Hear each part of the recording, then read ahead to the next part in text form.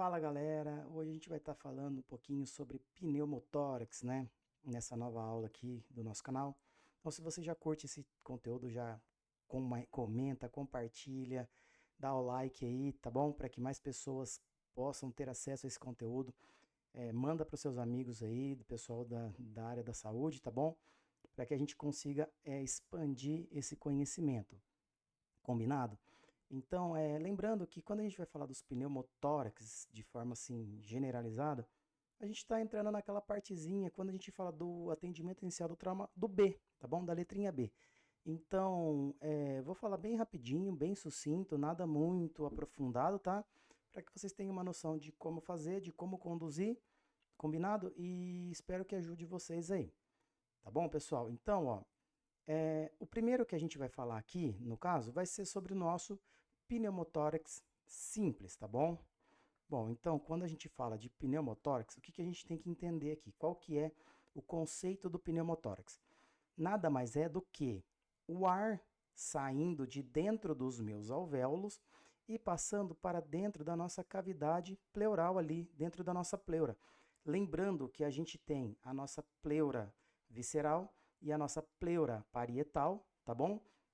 Quando eu tenho alguma lesão, tá? Quando eu tenho alguma lesãozinha ali, que permite com que o ar saia do alvéolo e passe para dentro dessa, fique no meio dessas duas folhas, eu tenho uma condição conhecida como pneumotórax, tá bom, pessoal? Então, aqui o primeiro que a gente vai estar falando é sobre o pneumotórax simples, tá bom?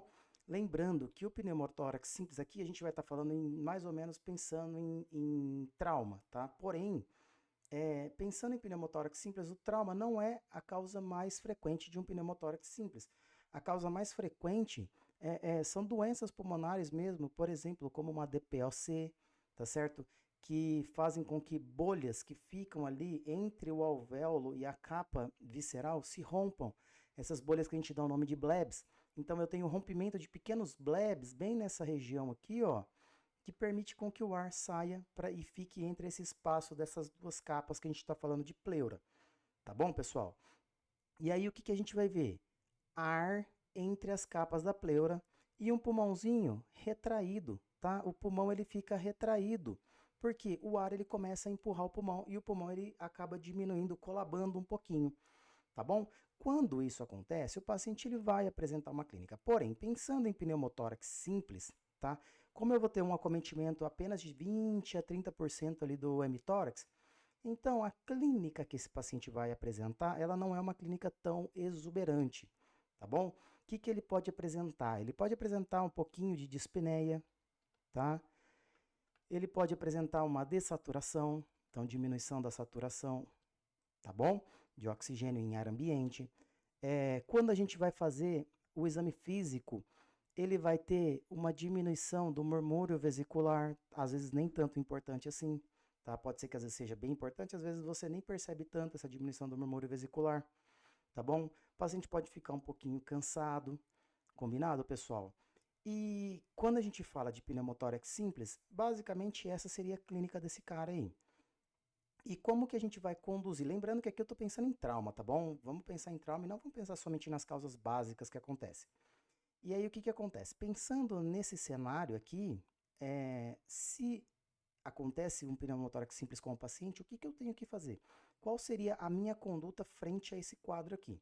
Bom, num primeiro momento, se o paciente não está sintomático, se ele está assintomático, tá bom? A gente não faz nada, a conduta é observar, tá bom? Por quê? O pneumotórax por si só ele pode reabsorver, quando ele é simples. Reabsorve, volta e fica tudo normal, tá bom? Porém, eu tenho duas condições a qual eu preciso tomar uma conduta aí, dar uma conduta para esse paciente, tá bom?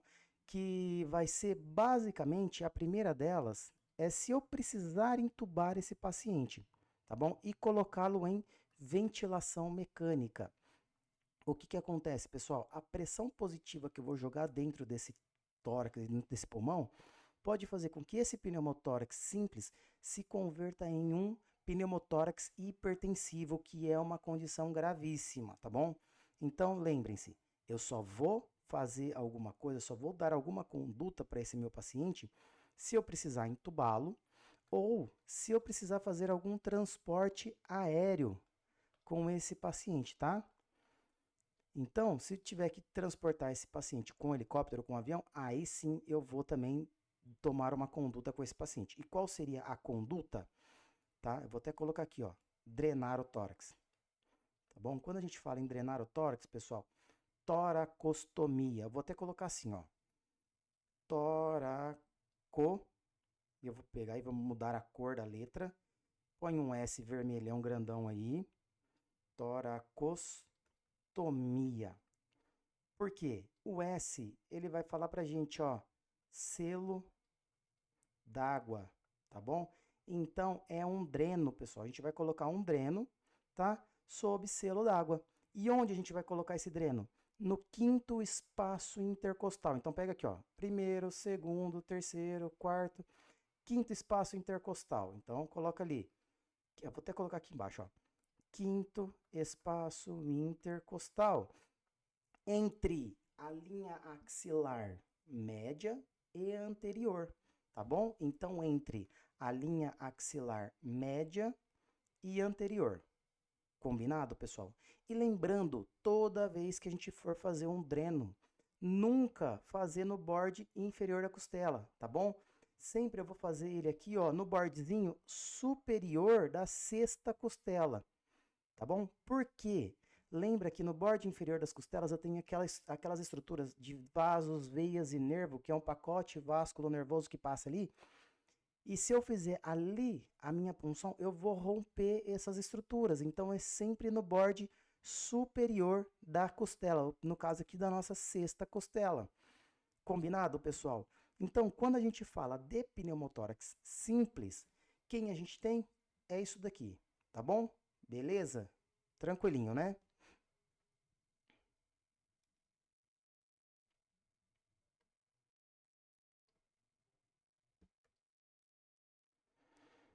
Bom, agora a gente vai passar para o nosso pneumotórax aberto. Bom, essa é a segunda condição a qual eu quero falar com vocês. O que seria um pneumotórax aberto, pessoal? Nada mais é do que o seguinte, ó. Quando eu tenho durante o trauma, que aqui a gente pode pensar, vamos supor, no trauma de carro, num acidente de carro, num tiro, uma facada, ao qual eu tenho uma perfuração do meu tórax que faz uma comunicação entre o meio externo e o meu meio interno entre a minha pleura, combinado? E aí eu vou ter uma condição ao qual eu gero um pneumotórax, porque eu vou ter ar aqui na minha parte, aqui entre as minhas pleuras, tá bom, pessoal? Porém, esse ar, ele tá vindo de fora agora, tá bom? Porque eu tenho uma comunicação, combinado? Eu tenho uma comunicação. E aí, o que que acontece? Para a gente definir o pneumotórax aberto, eu preciso que seja uma lesão, tá bom? Que seja ali aquela abertura, né? Maior do que 2/3 do diâmetro da traqueia, tá bom? Então, quando eu tenho essa lesão, eu vou ter um pneumotórax aberto.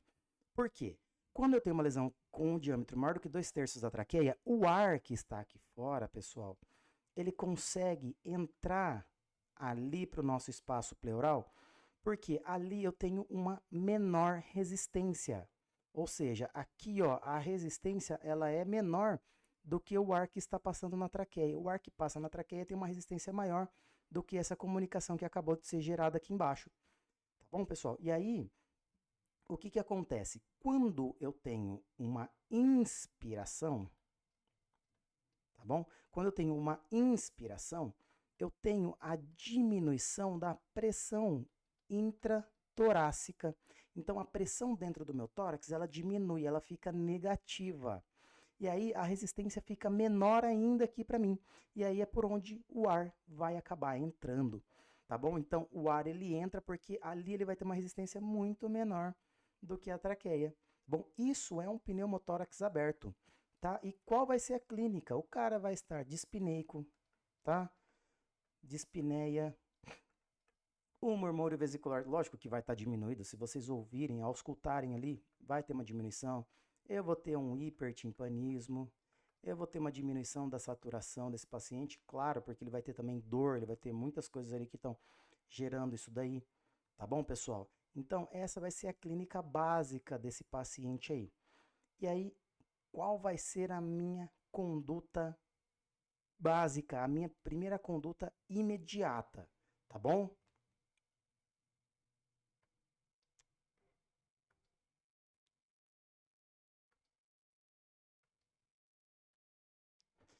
Quando a gente fala de conduta imediata no pneumotórax aberto, é o famoso curativo, vou até colocar aqui, ó, curativo de 3 pontas, tá bom, pessoal? E o que que isso quer dizer?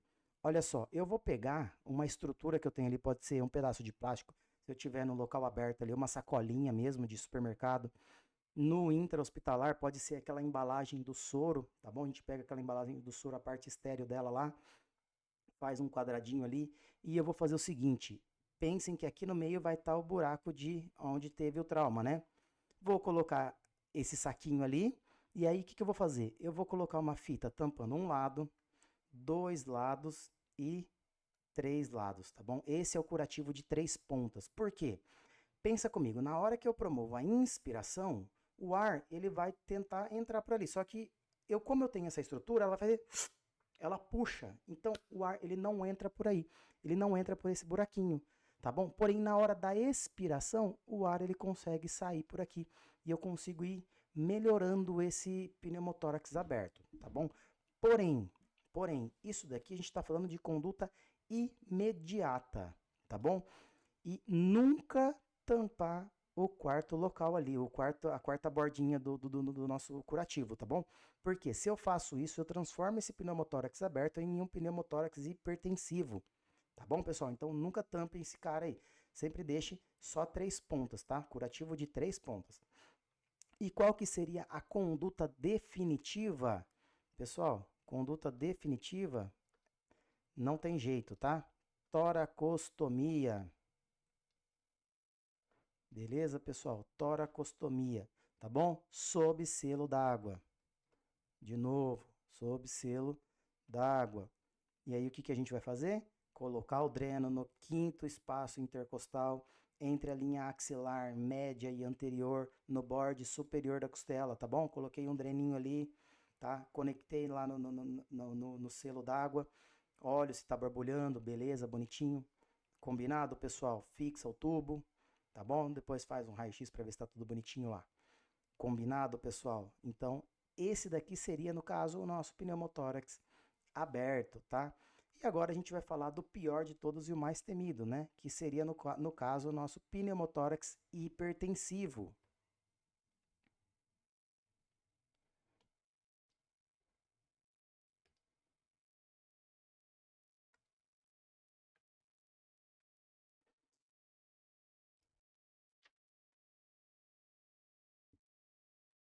Bom, e falando de pneumotórax hipertensivo, tá bom? Aqui a gente está falando de um cenário de trauma, combinado, pessoal? Porém, lembrando que a principal causa de pneumotórax hipertensivo é a ventilação mecânica. A gente já falou lá no pneumotórax simples, né? Então, quando eu coloco o paciente em ventilação mecânica num pneumotórax simples e jogo pressão positiva ali dentro, eu gero um pneumotórax hipertensivo. Essa é a principal causa. Porém, a gente está falando de trauma aqui, eu não estou falando de intubação. Combinado, pessoal? Pensem que no trauma, o paciente teve um trauma muito grande e acabou gerando pneumotórax hipertensivo. E aí eu vou ter muito ar dentro daquela estrutura pleural ali, dentro das minhas pleuras, dentro da minha pleura, né? E aí o que que vai acontecer? Meu pulmão vai ficar totalmente colabado. Eu não vou ter troca gasosa aqui, tá bom? Não tenho desse lado. E aí, quando a gente vê uma situação dessa, o que que a gente tem que ver? Olhar para a clínica do paciente. E qual vai ser a clínica do paciente? Lembrar, pessoal, sempre inspeção, inspeção, percussão, palpação e auscultação. Não tem como. Eu vou ter que fazer o exame físico do meu paciente. E aí, quando a gente vê a inspeção do paciente, o paciente cansado, dispneico, tá bom? Quando a gente fizer a ausculta desse paciente, eu vou ter uma diminuição do murmúrio vesicular. E aqui, um detalhe, ele pode, nem sempre, isso aqui não é regra, tá? Ele pode estar abolido, tá? Mas não é regra, não é sempre que ele vai estar abolido, tá bom? Na hora que eu for fazer a percussão, o que que eu vou ter? Tá cheio de ar, é um tambor isso daqui, pessoal, é um tambor. Então, o que que a gente vai ter aqui? Hipertimpanismo, tá? hipertimpanismo. Beleza, pessoal? E olha só, quando a gente olha todo isso daqui acontecendo, a gente não pode deixar de olhar para essa imagem e ver que eu tenho, olha isso daqui, a minha traqueia, ela não está reta, tá bom? E eu tenho todas as minhas estruturas que estavam do lado direito indo para o meu lado esquerdo do tórax. E aí, quando a gente fala que isso acontece, a gente tem um desvio de mediastino, tá? Então, ó, eu tive um desvio no mediastino. E aí, graças a esse desvio no mediastino que está acontecendo, olha o que a gente consegue ver. A minha traqueia, ela está desviada. Então, eu também vou ter desvio de traqueia. Isso dificulta a entrada do ar, o paciente fica mais dispneico, dificulta trocas gasosas, tá bom, pessoal? Eu também vou ter, olha só que interessante, aqui eu tenho a veia cava superior e aqui eu tenho a veia cava inferior. Vocês estão vendo que elas estão dobradas. Então, quando eu tenho desvio do meu mediastino, eu dobro a base da veia cava superior e a base da veia cava inferior. Eu tenho desvio da base dos grandes vasos ali, tá? Eu tenho desvio dos vasos da base. Então, o que isso daqui vai acontecer? Isso vai impedir com que o sangue volte para o meu coração. Impedindo com que o sangue volte para o meu coração, eu vou ter a minha jugular, ela vai ficar cheia de sangue e ela vai aumentar de tamanho. Então, a gente tem um quadro conhecido como turgência jugular, tá? Turgência jugular. Beleza, pessoal? Porque eu não consigo fazer com que o sangue volte para o meu coração. Isso diminui o retorno venoso. E pensando, se diminui o retorno venoso, diminui o tanto de sangue que chega no coração, diminui a contração do meu coração, então eu vou ter o quê? Uma hipotensão. Tá bom? Eu tenho uma hipotensão. Olha só que loucura, pessoal. E tudo isso está acontecendo no nosso pneumotórax hipertensivo. E aí, olha que interessante. Se vocês olharem aqui para cima, ó, esses dois fatores aqui, eles são componentes ventilatórios, tá bom? Eles estão relacionados à parte pulmonar. Já esses três aqui, ó, eles são componentes hemodinâmicos, tá?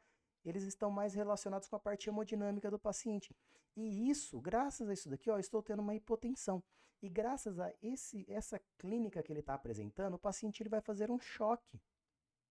Tá bom, pessoal? Porque ele vai estar hipotenso, ele vai estar em choque. Só que aqui é um choque obstrutivo, tá? É um choque obstrutivo. Porque eu tenho algo obstruindo o fluxo normal de toda a minha circulação ali. Combinado? Porque eu tive um desvio de todo mundo. O coração desviou, traqueia desviou, vasos da base desviou todo mundo, galera. Desviou todo mundo, tá certo? Então, eu vou ter esse componente hemodinâmico aí, tá? E qual que é a clínica? A gente já falou. E como que eu vou fazer o diagnóstico desse paciente? Por mais que a gente veja milhares de imagens aí na internet de um pneumotórax hipertensivo, lembrem-se sempre, pneumotórax hipertensivo, o diagnóstico é clínico, tá bom? Eu não tenho tempo para perder com esse paciente. Foi lá, paciente vítima de trauma, diminuição do murmúrio vesicular ou abolido, hipertimpanismo na percussão, turgência jugular e hipotensão, pessoal, é pneumotórax hipertensivo. Eu não tenho que mandar esse paciente pro raio-x, eu tenho que pegar esse paciente e já fazer alguma coisa com ele urgente, tá bom? E qual vai ser a conduta que eu vou ter com esse meu paciente aqui?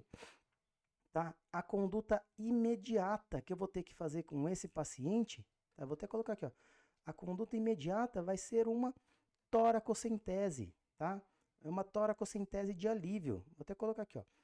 Toracocentese de alívio. Ou seja, eu vou pegar um abocatio gelco lá, o 14, o mais grossão de todos, e vou furar a pleura desse cara aí. Onde, Thiago? No quinto espaço intercostal. Primeiro, segundo, terceiro, quarto, quinto espaço intercostal.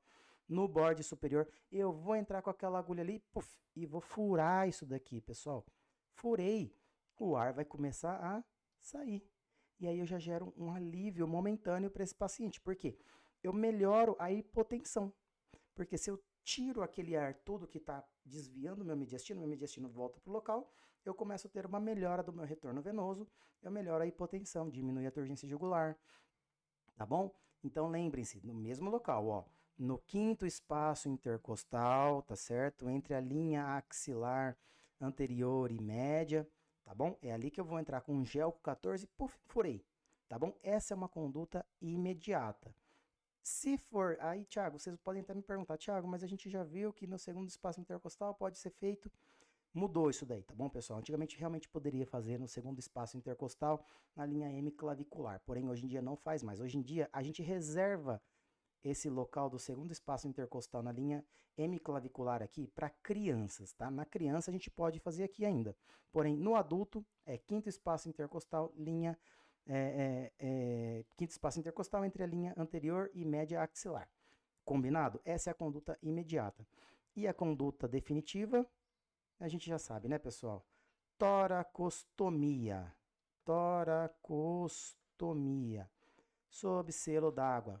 Coloca um dreno ali, tá bom? Sob selo d'água no quinto espaço intercostal, no mesmo local ali, tá bom? E aí a gente resolve o problema do nosso paciente. Só lembrando uma coisinha que eu esqueci de falar ali no pneumotórax aberto, quando a gente for fazer a toracostomia no pneumotórax aberto, tá? Nunca usem o tubo no buraco que foi feito ali, tá?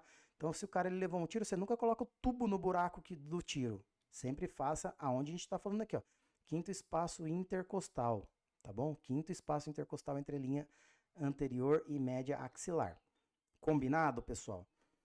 Mas e aí? Tem um detalhezinho interessante aqui que pode acontecer. Tiago, fui lá, coloquei o tubo e o paciente não melhorou. O que vai acontecer? Então, ó, o tubo tá lá colocadinho, tá bom? Bonitinho. O que vai acontecer? Se eu coloquei o tubo e o paciente não melhorou, primeira coisa que eu tenho que ver, se o tubo não está clampeado. Às vezes eu fiz toda a técnica bonitinha e esqueci de soltar o clamp e não vai funcionar mesmo, tá bom? Então, beleza, vai lá e abre o clamp. Outra coisa, segunda coisa que pode acontecer, se eu coloquei o tubo e não melhorou, eu tenho que olhar a técnica, ver se foi bem feita. Esse tubo ele é cheio de buraquinhos, cheio de fenestras, que todas devem estar dentro da pleura do paciente, tá bom? Lembrando em pneumotórax, a gente coloca o tubo voltado para cima, porque o ar ele tende a ir para cima, né? Então a gente põe o tubo lá para trás e para cima, tá? Pode ser um pouquinho anterior também, não tem problema. E aí a gente vai ver, se a técnica estiver errada, vai fazer também com que não melhore o quadro do nosso paciente, tá bom? Ele não vai ter uma boa drenagem ali.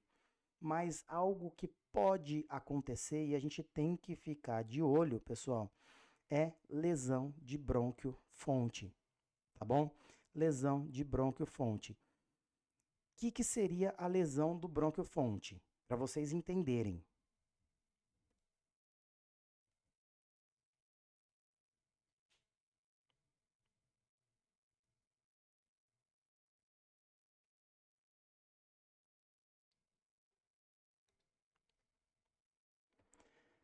Quando a gente fala de lesão de brônquio-fonte, pensem mais ou menos aqui que a gente tem a nossa traqueia e a gente tem os nossos brônquios, tá?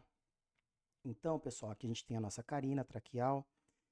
A lesão do brônquio-fonte é o trauma ter sido tão grande que o brônquio ele se rompe, tá bom? Quando o brônquio se rompe, o ar, na hora que ele entra, como aqui eu tenho menor resistência, o ar tende a passar para o lado da lesão, tá bom? Então ele vai muito mais para o lado da lesão. E aquele dreninho, aí pensem que aqui a gente tem toda a nossa pleura, né, pessoal? A pleura aqui cheia de ar, tá? E um pulmãozinho todo colabadinho aqui, tá? Um pulmãozinho pequenininho aqui colabado. E aí, a hora que eu coloquei aquele dreno ali, como tá entrando muito ar pela nossa traqueia aqui e passando por aqui nesse local da lesão, esse dreninho que eu acabei de colocar, ele não vai dar conta, ele não consegue drenar. E aí você vai ver que lá no selo d'água, lá no recipiente que a gente coloca lá e enche de água, tá bom? Pra gente tentar fazer a drenagem, ele vai ter um borbulhamento extenso, ele vai ficar borbulhando muito, tá bom? Porque eu não consigo fazer a expansão, eu vou ter um escape aéreo ali dentro, tá bom, pessoal? Então, basicamente, eu tenho que me ligar a isso daí. Então, por exemplo, foi lá, um pneumotórax hipertensivo, drenei o paciente, ele não melhorou, vi que está borbulhando muito, eu tenho que pensar em lesão de brônquio-fonte. Descartei clamp, não está fechado, descartei a técnica, foi uma técnica perfeita. O que eu vou fazer aqui? Eu tenho que pensar em lesão de bronquiofonte, tá bom? Por exemplo, mas aí é o seguinte, como que eu vou dar o diagnóstico de uma lesão de bronquiofonte? Então, o diagnóstico a gente tem que lembrar que é o seguinte, vai ser broncoscopia, tá? Broncoscopia. Ou seja, colocar uma câmera lá dentro e ver mesmo se realmente lesionou isso daí. Mas até essa broncoscopia acontecer, o que eu preciso fazer? Qual que vai ser a conduta imediata que eu preciso tomar frente a esse paciente que teve essa lesão de bronquiofonte, tá? A minha conduta imediata, tá bom? É colocar um segundo dreno. Tá bom, pessoal? Colocar o segundo dreno. Então eu já tenho um ali, eu vou lá e coloco o segundo. Beleza? Coloquei o segundo dreno. Beleza, o paciente melhorou, aí eu vou lá e consigo fazer a broncoscopia.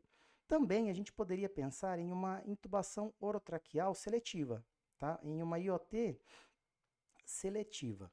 Só que aí pensem que é difícil, né? Imagina eu passar um tubo ali dentro, pensa que eu tenho a traqueia, eu vou passar um tubo ali e vou tentar fazer com que esse tubo ele venha para cá. E eu infle o meu cuff aqui.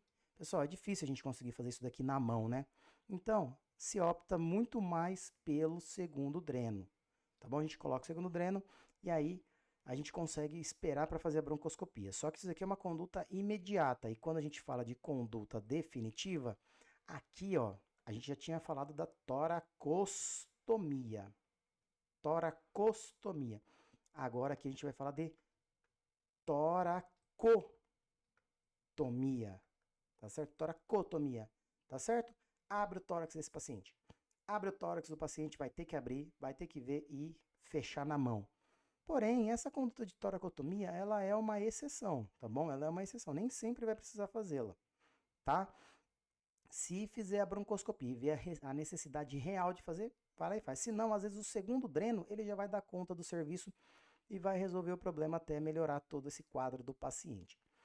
Combinado, pessoal? Então, falando de pneumotórax, de uma forma bem sucinta, era isso que eu tinha para falar com vocês. Espero que tenham gostado, que tenham entendido. Se gostou, já deixa o like aí, compartilha, segue o nosso canal, manda para todo mundo que vocês conhecem aí. Combinado? Muito obrigado e até a próxima aula.